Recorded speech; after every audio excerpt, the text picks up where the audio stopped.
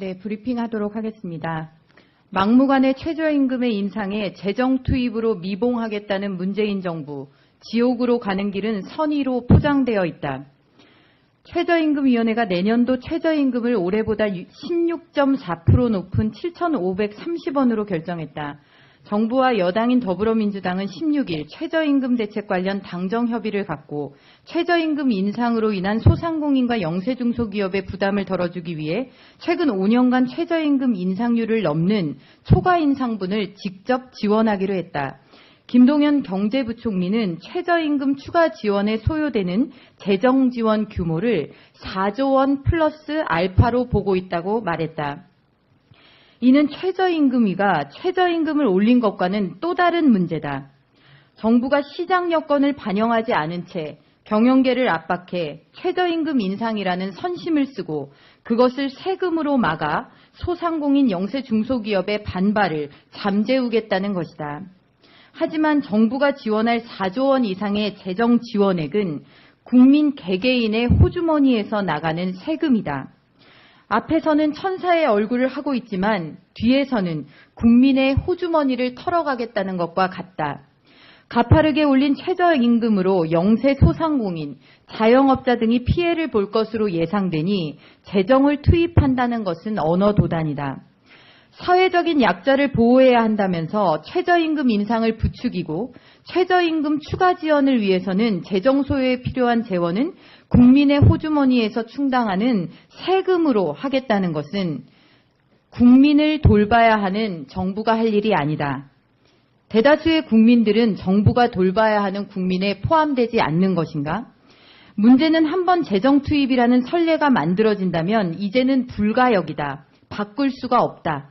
계속 투입해야만 하는 재정 소요 규모가 증가할 뿐이다.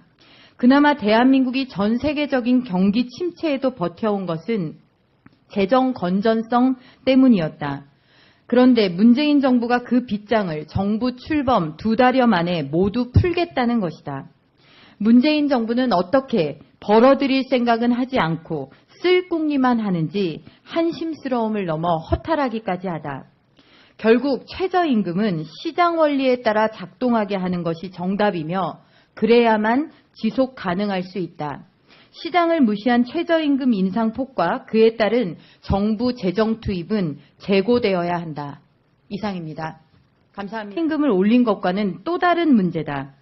정부가 시장 여건을 반영하지 않은 채 경영계를 압박해 최저임금 인상이라는 선심을 쓰고 그것을 세금으로 막아 소상공인 영세중소기업의 반발을 잠재우겠다는 것이다.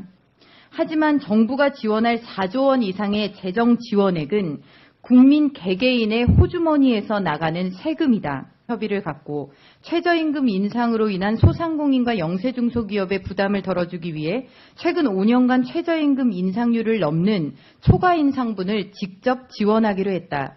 김동연 경제부총리는 최저임금 추가 지원에 소요되는 재정 지원 규모를 4조 원 플러스 알파로 보고 있다고 말했다. 이는 최저임금위가 앞에서는 천사의 얼굴을 하고 있지만 뒤에서는 국민의 호주머니를 털어가겠다는 것과 같다. 가파르게 올린 최저임금으로 영세 소상공인, 자영업자 등이 피해를 볼 것으로 예상되니 재정을 투입한다는 것은 언어도단이다. 사회적인 약자를 보호해야 한다면서 최저임금 인상을 부추기고 최저임금 추가 지원을 위해서는 재정 소요에 필요한 재원은 국민의 호주머니에서 충당하는 세금으로 하겠다는 것은 국민을 돌봐야 하는 정부가 할 일이 아니다. 대다수의 국민들은 정부가 돌봐야 하는 국민에 포함되지 않는 것인가? 문제는 한번 재정 투입이라는 선례가 만들어진다면 이제는 불가역이다. 바꿀 수가 없다. 계속 투입. 네, 브리핑하도록 하겠습니다. 막무가내 최저임금의 인상에 재정 투입으로 미봉하겠다는 문재인 정부, 지옥으로 가는 길은 선의로 포장되어 있다. 최저임금위원회가 내년도 최저임금을 올해보다 16.4% 높은 7,530원으로 결정했다. 정부와 여당인 더불어민주당은 16일 최저임금 대책 관련 당정